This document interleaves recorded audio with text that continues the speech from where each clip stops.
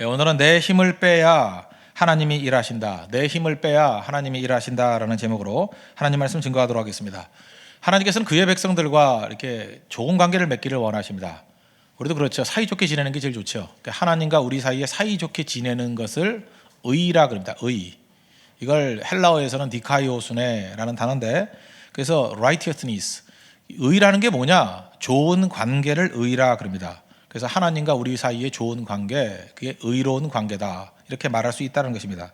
그래서 우리가 보통 얘기할 때 의는 뭐 정의롭다 그런 뜻이 아니고, 물론 뭐 정의로우면 하나님과 관계가 좋아지겠죠. 관계가 좋다.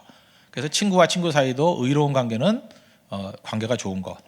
교회도 관계가 서로 좋으면은 의로운 상태, 이렇게 말할 수 있다는 것입니다. 그럼 의가 좋은 관계라 그러면 이 좋은 관계를 가기 위해서 행동하는 것, 그 의를 기반으로 행동하는 것을 경건이라 그럽니다. 하나님과 우리 사이의 관계가 좋아지기 위해서는 의가 필요한데, 의로운 관계를 유지하기 위해서 필요한 게 뭐냐? 경건이에요.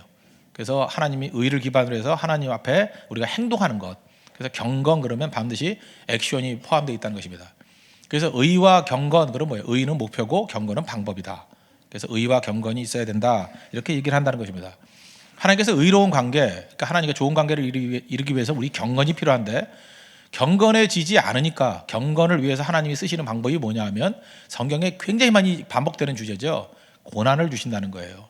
그래서 고난을 통해서 우리가 경건해지고, 경건이라는 행동을 통해서 하나님과 의로운 관계를 이루게 된다는 것입니다. 그래서 경건, 물론 이렇게 하나님께 예배드린 걸 통해서 경건해질 수 있습니다. 말씀대로 순종해서 경건해질 수 있습니다. 그런데 인간이 참 약하잖아요.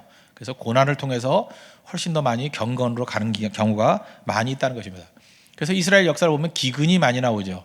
이스라엘은 기근이 주기적으로 오는 겁니다. 우리나라가 주기적으로 태풍이 오죠. 마찬가지로 이스라엘들은 주기적으로 기근이 옵니다. 그 지형이 그래요. 그래서 때마다 기근이 하나님 주시는 메시지예요.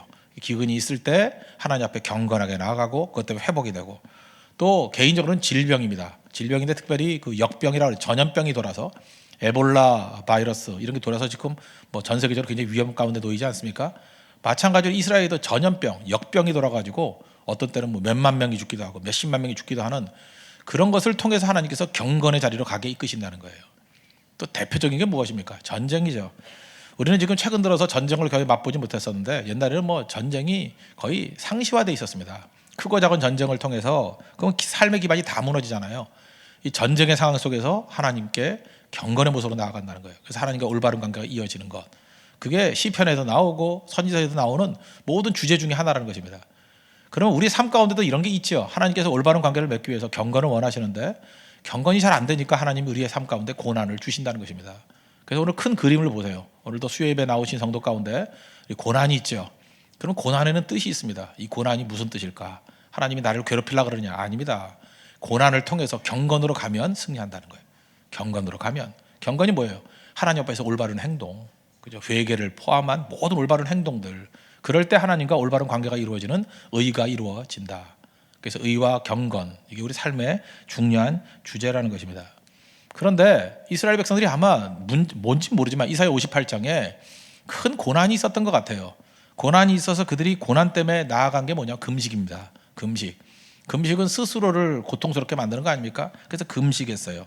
근데 금식이 경건으로 가야 되는데 경건으로 가지 않더라는 거예요. 이 고비만 넘기면 된다라고 생각했다는 거예요. 그래서 하나님 앞에 금식하면서 이것을 관계 회복으로 이끌어가는 것이 아니라 일종의 거래, 하나님과 거래하는 것 같이 나아가더라. 우리 그럴 수 있죠. 하나님, 내가 새벽기도 나왔는데 왜 안 풀어줘요? 내가 성교 갔는데 왜 안 풀어줘요? 11조 열심히 드렸는데 왜 안 풀어줘요? 그럴 수 있다라는 거예요. 그죠? 이거 거래죠, 거래. 그게 경건으로 가지 않냐고 하나님 앞에서 거래로 가면 문제가 된다. 오늘 3절 보십시오. 이스라엘의 얘기입니다. 우리가 금식하되 어찌하여 주께서 보지 아니하시오며 우리가 마음을 괴롭게 하되 어찌하여 주께서 알아주지 아니하시나이까. 이스라엘 백성의 태도가 이랬다라는 거예요. 내가 이렇게 금식하는데 왜 안 들어줘요? 라고 하면서 거래적인 입장으로 나오더라는 것입니다. 그래서 오늘 이사야서 58장은 도대체 하나님 앞에서 우리가 이런 고난을 통해서 경건의 내용이 뭔가, 어떻게 하는 것이 경건인가, 그걸 우리에게 보여주고 있습니다. 고난 당했죠? 금식했죠? 여기는 금식이 주제인데, 금식했습니다. 고난 당했습니다. 그때 하나님 앞에서 우리가 해야 될 일이 뭐냐? 두 가지 의미가 있는데, 첫째는 내 힘을 빼고 하나님만 붙드는 거예요. 또 다른 건 나는 죽고 예수님만 살아나는 거. 그게 경건이라는 것입니다. 그 또 하나는 뭐냐? 내 힘으로 문제를 푼다가 아니라 하나님의 축복으로 문제를 풀어간다. 두 가지예요. 내 힘이 아니다. 하나님의 힘이다. 뭐 똑같은 얘기죠. 문제를 풀어가고 승리하는 것은 하나님의 축복에 의한 것이지 내 능력이 아니다. 그 두 가지를 붙드는 거. 이것이 경건의 진정한 내용이다. 이게 오늘 1장 58장 1절부터 12절까지 나오는 내용의 핵심이라는 것입니다. 차례도 살펴보겠습니다. 내 힘을 빼고 하나님께 맡기라는 것입니다. 참된 금식의 모습은 내 힘 빼는 겁니다. 금식은 뭐예요? 내 힘으로 안 됩니다 라고 하는 것을 묘사하는 것입니다. 하나님 앞에서 내가 죽는 거예요. 나는 죽은 몸입니다. 내 힘으로는 안 됩니다. 인간이 힘 얻으려고 그러면 밥 먹어야 되잖아요. 밥 먹어야 힘 얻잖아요. 밥 먹어도 될까 말까 한데 안 먹어요. 그럼 무슨 얘기예요? 내 힘으로 되는 게 아니잖아요. 내 힘이 아닙니다. 나를 더 일부러 약화시키는 것, 그게 금식이라는 거예요. 그런데 이스라엘 백성들은 지금 금식한다 그러면서 3절 하반절 보십시오. 보라, 너희가 금식하는 날에 오락을 구하며 온갖 일을 시키는도다. 이 오락이라는 게 캐페치란다는데 이걸 일이라고 번역할 수 있어요. 일과 일이에요. 그러니까 온갖 일들을 시키고 또 일들을 한다라는 거예요. 이게 무슨 금식이냐? 내 힘 빼는 게 금식인데 힘 안 빼고 있잖아. 금식은 모양새고 실제로는 열심히 뛰지 않느냐. 4절, 보라, 너희가 금식하면서 논쟁하며 다투며 악한 주먹으로 치는도다. 너희가 오늘 금식하는 것은 너희의 목소리를 상달하게 하려는 것이 아니니라. 이게 핵심이에요. 내가 죽는 거거든요. 내가 다 죽고 내 주여 뜻대로 행하시옵소서 하는 게 금식인데, 그게 경건으로 가는 길인데 어떻게 넌 네 힘 뺄라 그러질 않냐. 내 목소리는 다 죽이고 주님의 음성을 듣는 게 금식인데 넌 어떻게 너희의 목소리를 상달하려고 하느냐. 금식 아니라는 거죠. 하나님께서 우리에게 고난 주시는 이유가 뭐예요? 힘 좀 빼라는 거예요. 네 힘 갖고 살 거냐? 아직까지 자존심 남아있습니까? 자존심 깨라고 지금 하나님 힘 빼라고 만드는 거예요. 어디 자존심을 세우느냐? 아직도 자아가 남아있느냐? 하나님 완전히 가루가 돼버려라. 아무것도 없어져 버려라. 아직도 길길이 뛰느냐? 아직도 속에서 이렇게 불긋불긋 올라오는 게 있느냐? 죽지 않아서 그렇다는 거죠. 그거 죽여야 된다는 거예요. 그래서 너희들이 겉으로는 금식을 하면서 내용적인 건 뭐냐? 논쟁하고 다투고 그 악한 주먹으로 치고, 그죠? 마음속에 주먹으로 팡팡 치는 사람이 있죠. 두고 봐. 내가 죽나 봐. 그리고 내 목소리를 하나님 앞에 상달하려고 한다라는 거예요. 악착 같음이 있고요. 자기의 수입을 채우려고 하는 것들이 있고. 이게 무슨 금식이냐는 거예요. 이게 무슨 경건이냐는 거예요. 힘 빠지면 해결됩니다. 하나님 의지하면 됩니다. 나는 죽고 예수가 살면 됩니다. 근데 그걸 못 한다는 거예요. 그래서 이건 기질적인 것도 있고요. 고집 부리는 사람들 가운데 이 사람 되게 많아요. 그래서 이런 사람은 깨지는데 오래 걸리고 좀 치열하게 깨지는 경향이 있습니다. 금식하면서도 어깨에 힘주는 사람 있죠. 그래서 우리 주님께서 우리에게 주신 규례들의 대부분 내용들은 뭐냐면 힘 빼라는 거예요. 안식일이 뭡니까? 우리 지금은 이제 주일 성수죠. 안식일이 뭐예요? 일주일 동안 열심히 일하고 쉬라, 그런 의미도 있지만 힘 빼라예요. 너 7일 내내 일해야 된다고 생각하지? 금식과 똑같은 맥락이라니까요. 6일만 일하고 1일 하루는 나한테 맡기지 않을래? 힘 좀 빼라. 근데 못 빼죠. 7일 해야만 살 것 같죠. 7일 해야만 부자 될 것 같죠. 계속 해보라는 거예요. 죽어라 몸만 쇠야 하고, 그죠? 눈만 돌아가고 핏기만 돌지 되나 보라는 거예요. 되나. 밤에도 마찬가지입니다. 밤에 안 자잖아요. 안 자는 이유가 뭐예요? 밤새도록 하면 뭐가 이루어진다는 거 아니에요. 그죠? 이렇게 제가 말하는 건 뭐 놀면서 밤새는 사람 말고 열심히 한다고 잠도 안 자가면서 열심히 일하는 사람들 있지 않습니까? 그래, 네 힘으로 한번 해봐라. 힘 빼라고 하나님께서 밤을 주셨는데 밤에도 힘 주는 사람들 있죠. 그때는 완전히 몸이 가루가 돼야 비로소 알게 되는 거죠. 내 힘으로 되는 게 아니구나. 그래서 힘 빼라는 말로 뭐라고 표현되냐면 네가 이제까지 쥐고 있는 것을 좀 놔줘봐라. 그게 6절이에요. 내가 기뻐하는 금식은 지금부터 보세요. 다 풀어준다는 개념입니다. 흉악한 결박을 풀어주며, 내가 힘이 있잖아요. 내가 쥐고 있던 것을 이렇게 해방시켜주라는 거예요. 멍에의 줄을 끌어주며 압제당하는 자를 자유하게 하며 모든 멍에를 꺾는 것이 아니겠느냐. 이것을 갖다가 사람들이 해석하기를 뭐 내가 힘이 있는데 해방시켜주다 그런 개념이 아니라 이 글의 맥락으로 볼 때 중요한 건 뭐냐면 내가 쥐고 있는 거 있죠. 내가 주인 삼았던 것들, 그런 것들 다 내려놓으라는 거예요. 내가 이거 놓으면 안 돼라고 하는 것들을 내려놓는 거, 그게 경건이라는 것입니다. 좀 끌어주라는 거예요. 풀어주라는 거예요. 그리고 하나님의 축복과 은혜를 구하는 것이 진정한 것이 아니냐, 그걸 우리가 보여주고 있다는 것입니다. 우린 고집들이 있죠. 적어도 똑똑한 사람이 하나님 앞에 쓰임받고 나는 저런 그룹엔 절대 안 들어가, 자기 자신의 어떤 그 쥐고 있는 기준들이 있잖아요. 그런 것들을 내려놓는 거예요. 풀어주는 거예요. 우리 인간 가운데 넘어지지 않는 인간이 있습니까? 다 넘어지죠. 깨지고 연약함이 있고. 근데 하나님 앞에서 다 풀어주면 어떤 일이 벌어지냐. 하나님께서는 아무리 연약한 사람이라 할지라도 하나님이 붙들어 주시면 사용할 수 있어. 그런 걸 붙들어서 약할 때 강한 되신 하나님을 찬미하고 또 약할 때 강하게 쓰시는 하나님의 도구로 쓰임받을 수 있다는 것입니다. 제가 이런 글을 한번 읽어본 적이 있습니다. 어떤 교회 담임 목사 청빙을 하는데 후보 중에 이런 이력서에 써있는 후보가 있었다고 해요. 결혼 안 했습니다. 혼자 사는 사람입니다. 담임 목사가 혼자 산다 그러면 잘 안 뽑을걸요. 예. 두 번째, 성질이 아주 더럽습니다. 예. 뭐 버럭버럭 화를 잘 냅니다. 전과자네요. 감옥도 여러 번 갔다 왔습니다. 예. 다음에 네 번째, 외모가 좀 딸립니다. 매부리 코에 대머리입니다. 뭐 이러고 병이 있는데 간질병이 있습니다. 그다음에 말이 시원치 않습니다. 설교할 때 재미 하나도 없게 합니다. 그다음에 한 교회 오래 있은 적이 없고 자꾸만 돌아다니는 사람입니다. 이렇게 해서 있다 그러면 이 사람 뽑겠습니까? 근데 이게 누구예요? 바울이거든요. 바울에 관한 묘사라고요. 그러니까 우리는 생각할 때 그 인간적인 생각으로 어떻게 존경받고 뭐 제대로 된다 그러면 흠이 하나도 없어야 된다고 생각하는데 바울은 핍박자의 포용자의 회방자였고 또 뭐 인간적으로 볼 때도 장점만 우리가 생각했지 약점이라고 말하면 뭐 어마어마한 약점들이 있지 않습니까? 근데 하나님이 그를 붙들어 주시니까 사용돼야 한대요. 되잖아요. 이방인들을 구원하기 위한 나의 택한 그릇이다. 왜 가능했죠? 바울에게서 제일 중요한 것은 자아가 죽었어요. 그리고 또 제일 중요한 건 뭐냐 하면 죽은 사람들이 바울을 영접했기 때문에 그를 통해서 엄청난 일들이 벌어지게 되었다고요. 결국 인간의 힘 갖고 되는 게 아닙니다. 인간의 힘은 죽을수록 좋아요.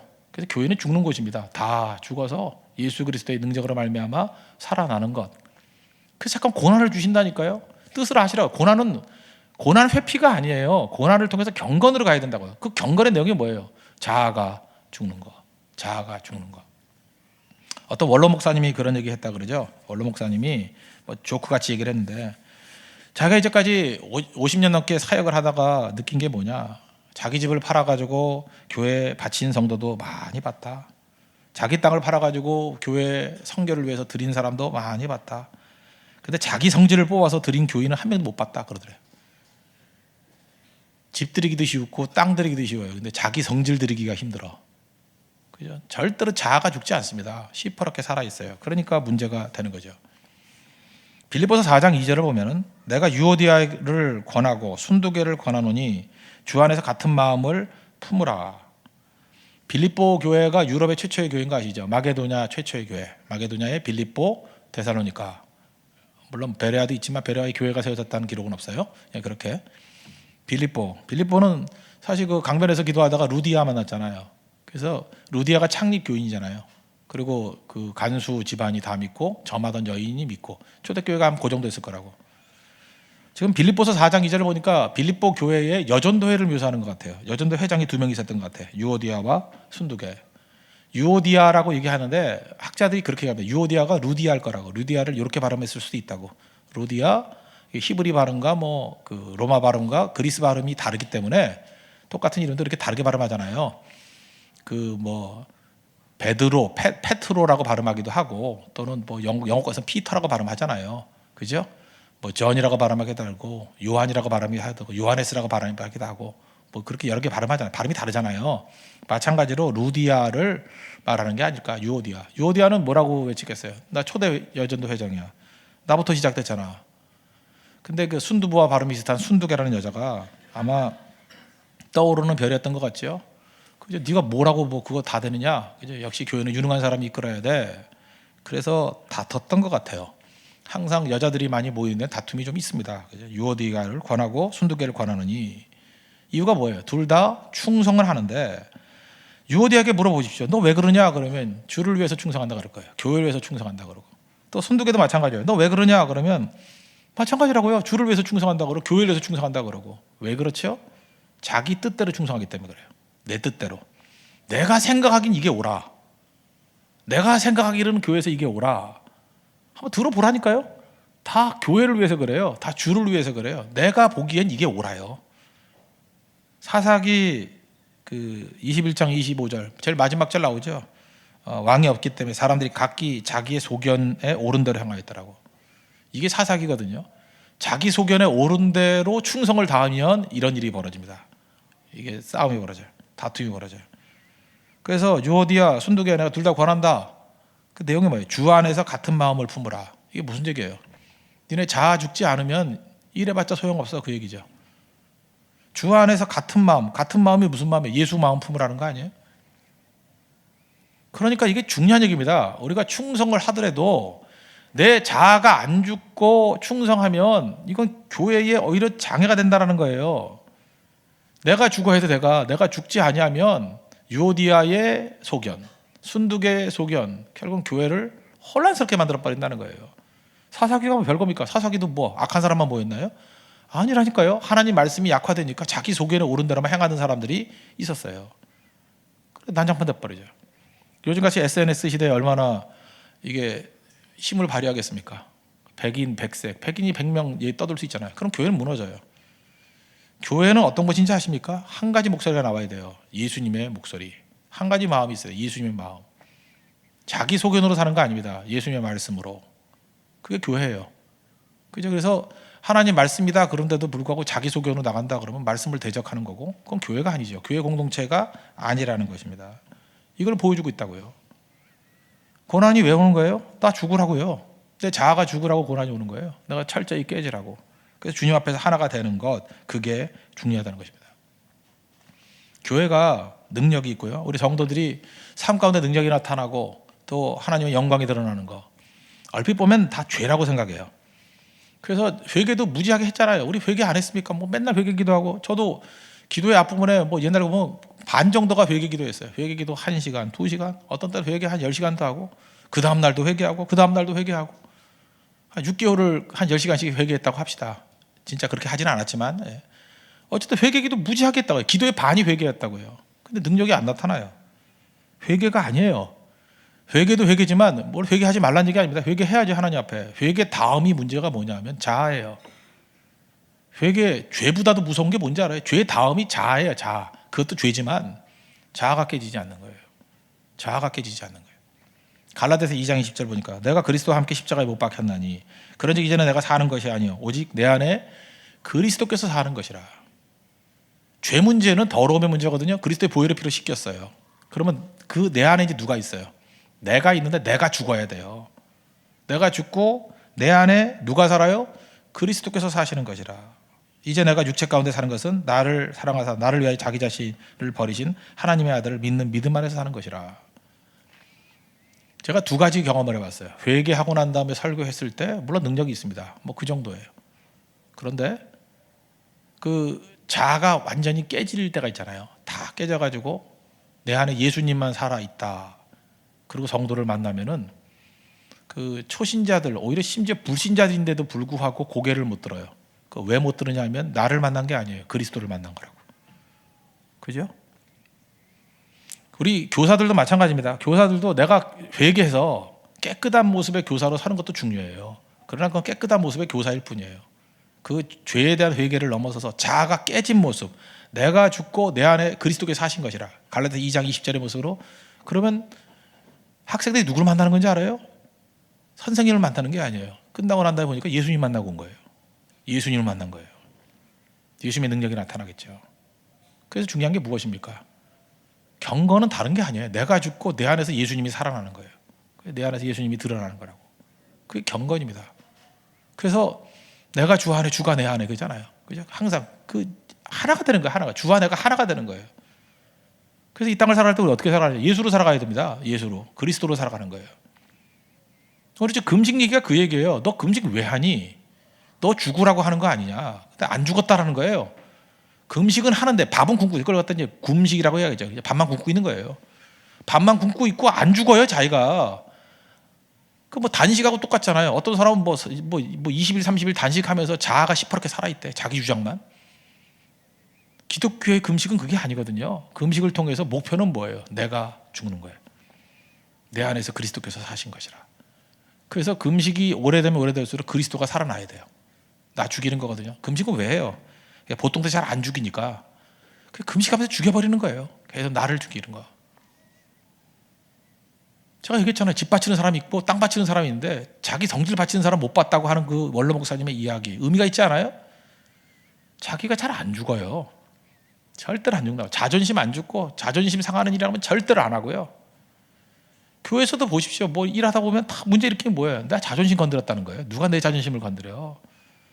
자존심이라도 말도 안 해. 내 명예를 누가 건드려? 아무리 봐도 명예도 없는데, 그죠? 뭐 그런 사람이 있어요. 그런 것들이 많이 있다. 그러니까 오히려 자기 자신이 박살이라는 게 좋아요. 왜 하나님께서 다윗을 좋아하셨을까요? 그 명예 있는 다윗보다 찌질이 같은 다윗이 더 좋은 거예요. 하나님은 뭐 블레셋에 가가지고 침 흘리면서 빌빌대며 살아남고, 그죠? 뭐 이런 게 좋은 거예요. 다 깨지는 모습들. 그 자기 자랑이 없잖아요. 나는 뭐 다 깨진 모습이니까 주님의 능력만을 의지하고 살아갑니다. 그게 좋은 거예요. 바울도 마찬가지 아니에요. 바울이 자랑할 게 뭐 있어요? 뭐 예수 믿는 사람 잡아다 죽이기나 했지. 그 자랑이 없잖아요. 그래서 나의 자랑은 오직 십자가와 그 예수 그리스도밖에 자랑할 게 없다고. 그게 하나님 앞에 잘 쓰임받기 좋은 종이라는 것입니다. 오늘 수요일날 나오신 분들 내가 알아요. 고난이 있는 분들이 주로 많이 나와요. 뭐 고난 없으면 지금 그 프로야구 보지 여기 오겠어요. 근데 내가 아는데 그 고난의 목적이 뭐냐? 오늘 기도해서 고난 회피할 거예요? 하나님 도와주세요. 이제 고난으로부터 벗어나게 해주세요. 뭐 장사 간다면 장사 잘 되게 해주세요. 주님께서 그걸 목표로 한 게 아니라니까요. 근본적인 이유는 뭐냐면 내 자아가 죽고 한번 그리스도가 살아나 봐라. 그 얼마나 능력 있는지 아느니. 그게 금식이거든. 잘 안 될 때 금식도 해봐. 여기도 금식이 필요합니다. 다 금식하라는 얘기가 아니고 죽으려고 해도 잘 안 죽으면 금식하십시오. 자기를 약화시키는 거예요. 내가 아무것도 아닌 거예요. 금식은 일종의 자해행위 아니에요. 자해행위. 나를 해하는 거 아니에요. 그 나를 약화시키는 거라고요. 하나님 아무것도 아닙니다. 그리고 주님 의지하는 거죠. 도와주세요. 내가 사는 게 아니라 이제 그리스도가 살기를 원합니다. 그래서 그리스도로 한번 살아보라고요. 그게 능력이죠. 그러면 그게 경건이고, 그런 모습으로 나아가면 하나님과의 원만한 관계, 내 안에 예수님께서 계신 거죠. 내 안에 예수님께서 주 안에 내가 들어가는 거예요. 그게 능력이라는 것입니다. 두 번째는 경건의 의미, 또 금식의 의미는 뭐냐? 하나님의 축복을 의지하는 거죠. 이제부터는 어떻게 살아요? 내 힘으로 살지 않으니까, 나는 죽고 그리스도가 사니까 이제 뭐로 살아요? 이런 사람은 100%예요. 구약성경의 개념은 복으로 삽니다. 신약의 개념은 은혜로 삽니다. 그거예요. 은혜로 삽니다. 복으로 삽니다. 하나님이 주신 축복으로 삽니다. 그거라고요. 그래서 8절 보세요. 그리하면 내 빛이 새벽같이 비칠 것이며 내 치유가 급속할 것이며 내 공의가 내 앞에 행하고 여호와의 영광이 내 뒤에 호위하리니 내가 부를 때에는 나 여호와가 응답하리라. 내가 부르짖을 때에는 내가 여기 있다 하리라. 하나님과의 올바른 관계를 맺으니까 하나님께서 은혜를 주시는, 빛이 난다, 뭐예요? 다시 힘을 얻었다는 것이고, 능력이 생겼다는 것이고, 치료가 빠르다, 병든 것이 낫는다는 것이고, 속도가 얼마나 빠른지 뭐 엄청나게 빠르게 낫는다는 거예요. 요즘에 뭐 외적인 질병보다도 정신병이 많잖아요. 그 정신병 왜 걸려요? 정신병이라 그러니까 좀 나쁘게 뭐 우울증 뭐 이런 거 왜 걸려요? 뭐 정신 신경 쇠약 뭐 하여튼 뭐 별의별 병 다 있잖아요, 그죠? 무슨 뭐 공황 장애 뭐 이런 거. 왜 걸려요? 왜? 그 사람들 보면 무지하게 자아가 강한 사람이에요. 근데 이제 시간이 가면 갈수록 그런 게 좀 약화되는 사람이 있죠. 옛날에 막 우울증에 빠졌는데 요즘은 덜 빠지고 뭐 그런가 봐. 그 자포자기가 아니고요. 벌써 많이 죽어서 그래요. 하나님이 다 죽여놨다고. 그래서 뭐 더 죽을 게 없기 때문에. 근데 조금 가슴 아프면 아직 죽을 게 좀 남았어. 그것만 마저 죽이면 돼. 그죠? 다 죽이면 시체는 감각이 없어요. 시체가 무슨 감각이 있어? 뭐 욕을 시체한테 욕을 해보세요. 이 못생긴 놈, 뭐 그것도 얼굴이냐? 돼지 같은 놈, 뭐 이래봐요. 벌떡 일어나가지고 뭐라고 이러지 않아요. 그냥 계속 누워 있지. 발로 차도 물 갖다 끼얹어도 그게 시체죠. 예수는 죽은 거라고요, 죽은 거. 그리고 우리는 그걸로 살지 않아요. 사람과 다툼으로 살지 않고 하나님의 축복과 복과 은혜로 살아가요. 은혜로. 그래서 힘이 다 빠지는 거예요. 근데 묘한 게 힘이 빠지니까 더 잘 된다는 얘기 아니에요. 내가 부를 때 응답한대요. 그리고 내가 부르질 때 내가 여기 있다. 하나님이 자아가 죽은 자들에게 강력하게 임재해 주신다는 것입니다. 저는 그 엘버트 후바스라는 사람이 했던 말, 이 말 참 좋아하는데, 기계 있죠. 좋은 기계. 좋은 기계는 평범한 사람 50명분의 일을 한다. 이제 기계화 시대 때. 기계가 좋으면 뭐 평범해서 50명 일 하잖아요. 그러나 비범한 사람 한 명의 일은 할 수 없다. 기계가 할 수 있는 일은 평범한 건 50명 것도 하지만 비범한 사람은 한 명의 것도 못 한다는 거예요. 다시 말해서 하나님 성령이 함께하면 기계가 할 수 없는 일을 하는, 기계가 할 수 있는 일을 하지 마십시오. 인생을 살면서 뭐 종이 접는 거 이거 기계가 다 해요. 뭐 타이핑하는 거 이거 스캔하는 거 기계가 다 해요. 기계가 할 수 있는 거 하지 말고 기계가 할 수 없는 거를 하십시오. 그게 하나님의 축복과 은혜예요. 기계가 할 수 없는 엄청나게 많은 일들이 가운데 있다는 것입니다. 그럼 예수님 모시면 이제부터는 내가 사는 게 아니라 예수님이 일하는 거예요. 예수님이 일하는 거. 예수님이 제일 먼저 우리에게 보여주는 건 뭐냐? 멀리 보게 만드셔요.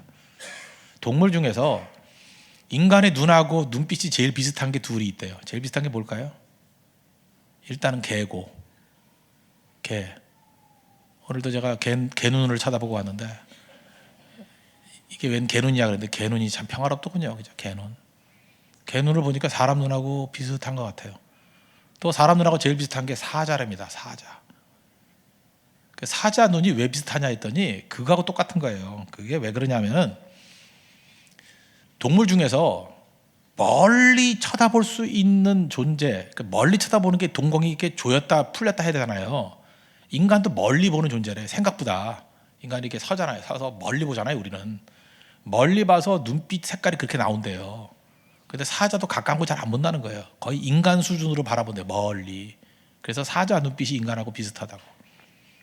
지금도 계속해서 여러분들 눈이 잠깐만 이상한 눈이 되는 게 뭐냐? 스마트폰 이렇게만 보니까 눈이 그 염소 눈이 되는 거야. 염소 눈이. 그죠? 내려놓고 저 멀리 봐요. 저기 멀리. 그 보는 거에 따라서 눈빛이 달라진대요. 사자의 눈빛이 인간의 수준이래요. 그래서 비슷하다. 우리 눈빛이 바뀝니다. 내 안에서 예수님이 역사하시고 축복을 추구하고 복을 추구하고 은혜를 추구하면 어느 순간인가 여기 보질 않아요. 어떤 사람 보면요, 자기가 마음에 욕심 가지는 걸 쳐다보잖아요. 백화점 가면 두리번호로 하죠. 알죠 그거? 뭐 가방 좋아하는 사람 가방 쳐다보고 옷 좋아하는 사람 옷 쳐다보고 이렇게 눈이 그렇게 되는데 백화점 사장이 나타났어. 물건 안 봐요. 손님들의 흐름을 보지. 어딜 많이 가나. 눈빛 보면 알아요. 저 사람이 뭐 하는 사람인지. 도둑의 눈빛도 알죠. 도둑은 또 훔칠 것만 쳐다본다고 그렇게. 여러분 유심히 보라고요. 백화점 같은 데 가가지고 뭘 쳐다보는 눈빛을 보면은 다 알아요. 저 사람이 자기 입으로 살라고 온 건지 선물 주러 사러 온 건지. 선물 주러 사러 온 사람은 그냥 좋아 보이고 싼 거 그거 찾고 있고, 그죠? 그 다음에 자기 거 살라고 그러면 사이즈 찾고 색깔 컬러 찾고 다르잖아요. 눈이 눈. 내 안에 예수님께서 역사하게 되면 예수님의 눈으로 세상을 보게 된다고요. 사자의 눈으로 세상을 보게 된다고. 눈빛이 변화가 됩니다. 그리고 예수님이 우리 가운데 같이 있으면 지금 함께 있잖아요. 또 하나 궁금한 게 그거죠. 예수님께서 우리와 함께 하시는데도 불구하고 왜 역사가 나타나지 않는가? 우리 성경이 그러잖아요. 주님이 우리와 내주에 계신다고, 임마누엘 되신다고, 함께 하시는데 왜 능력이 안 나타나죠? 순종이었기 때문에 그래요. 예수님께서 함께 했을 때 능력이 안 나타났던 뭐 대표적인 가나의 혼인잔치, 예수님 거기 계셨습니다. 그런데 부족함이 있었죠. 근데 예수님이 뭐라 그래요? 그 어머니 마리아가 예수님이 뭐 무슨 말씀을 하시든지 그대로 하라 그랬더니 그 순종했죠. 뭐 이렇게 도랑아리 여섯에다가 물 갖다 부어라, 아구까지 부어라 그랬더니 갖다 부고, 갖다 주라 갖다 주고, 갖다 줬더니 포도주 변화됐죠. 그 유명한 예요. 뭐 물도온 하인들은 알더라. 그 얘기 아니에요? 예수님이 함께 했지만 아무런 능력이 나타나지 않았지만 언제 능력이 나타났어요? 순종했을 때. 요한복음 21장에 보면 거기도 누가복음 5장에 나오는 예수님 제자 불렀던 사건과 비슷한 사건이 한번 나오죠. 밤새도록 고기 잡았습니다. 근데 예수님 거기 옆에 계셨어요. 근데 못 잡았습니다. 근데 21장 6절에 보니까 5절에 보니까 뭐라고 얘기하냐? 야, 그 오른편에다가 그물 던져라. 그랬더니 어떻게 얘기해요? 오른편에 던지라 그리하면 잡으리라 하시니, 요한복음 21장 6절입니다. 던졌더니 순종했죠. 물고기가 많아 그물을 들 수 없더라. 어마어마하게 많은 고기가 잡혔다. 그 얘기죠. 이게 바로 뭐예요? 순종이 예수 그리스도의 능력이 드러나게 만드는 힘이다. 그걸 우리에게 보여주고 있다는 것입니다. 그래서 하나님 앞에서 내가 죽고 그 다음에 예수님께서 내와 동행하신다는 걸 알고 이제부터 예수님의 능력이 우리 가운데 나타나게 된 어떤 스위치가 뭐예요? 순종이라고요. 순종. 하시는 그대로 순종하는 거. 순종하게 될 때 하나님의 이 능력의 역사가 우리 삶을 통해서 드러나게 된다는 것입니다. 그래서 결국은 이사야서 58장이 우리에게 보여주는 메시지가 뭐예요? 또 왜 그렇게 사냐는 거예요. 하나님 믿는다고 하면서 하나님으로, 하나님의 능력으로 살아야 되지, 너 맨날 그렇게 이상하게 실패하고 넘어지는 모습으로 살 것이냐. 전제. 그 앞부분에 나오는 55장부터 나오는 전제가 뭐냐? 하나님과 좋은 관계 좀 맺어라. 그게 의예요, 의. 하나님과 peace with God, 하나님과 화평을 이루는 게 의다, 디카이오 순회다. 그러니까 하나님과 온전한 관계를 이루기 위해서 뭐가 필요하냐면 경건이 필요하다. 경건은 뭐냐면 하나님과 올바른 관계를 맺기 위한 의를 기초로 한 행동이에요. 행동. 경건은 항상 행동이에요. 액션이 있어야 된다. 그런데 왜 너희들은 액션을 취하라 그랬더니 취하는 척만 하잖아요. 그래서 우리가 액션을 취할게요 그러면서 예배도 엉터리고 다 엉터리라는 얘기가 앞에 나와요. 그러다가 막판에 너무 힘드니까 금식까지 하는 거예요. 근데 금식도 엉터리 액션이야. 그러면서 설명을 해주는 거잖아요. 그 따위가 금식이 아니고 말귀 못 알아듣니? 힘 빼는 거야. 힘 빼는 거에서 넘어져서 너 죽는 거야. 완전히 죽는 거야. 내가 죽고 예수는 살고, 내가 죽고 하나님만 의지하는 거. 그래서 고난 주신 거야. 고난 회피하려고 그러지 말고 경건으로 가야지. 하나님 의지하는 것으로 가야지. 언제 죽을래? 그 얘기죠. 그리고 일이 이루어지는 것은 봐라, 하나님의 축복으로 이루어지고 은혜로 이루어지는 거지 네가 발버둥 치다가 이루어지는 게 아니야. 결론, 두 가지 잘해라. 빨리 죽어라. 힘 빼라. 죽어라. 하나님의 축복과 은혜를 구하라. 그럼 이제부터 해야 될 일이 뭐예요? 뭐 여러 가지 적용은 여러분 이제 혼자서 알아서 하면 되죠. 어떻게 적용하면 돼요? 이제 절대로 내 힘으로 안 사는 거예요. 하나님만 의지하고 살고. 이제 내가 겉멋으로 살지 않아요. 하나님 축복으로 사니까 기도죠. 기도. 하나님 도와주세요. 부어주세요. 주밖에 없습니다. 그리고 사람들 앞에 섰을 때 내 자아가 드러나면 드러날수록 손해. 나는 죽고 예수로 드러나야죠. 그럼 이제부터 역사가 벌어져요. 나를 만나고 난 다음에 사람들이 변화가 돼요. 왜? 예수님 만났으니까. 내가 하는 것에 권위가 있어요. 왜? 예수님의 권위가 있어요. 내가 하는 것에 능력이 있어요. 예수님의 능력이 있어요. 이게 사도행전에 나타났던 제자들의 모습입니다. 그게 교회의 영광이고 성도의 영광이라는 거예요. 그래서 그리스도를 위해서 죽을 수 있을 기회가 왔을 때 아무나 죽는 거 아니에요. 주님께서 죽을 기회를 주십니다. 그럴 땐 죽으라고요. 죽어도 살고 내 안에서 그리스도의 영광이 드러나게 된다는 것입니다. 그런 승리를 맛보는 믿음의 종 되기를 바랍니다. 보다 자리에 일어나겠습니다. 순교자의 노래 찬양하고 우리 다 같이 기도하도록 하겠습니다. 우리가 주와 함께 죽으면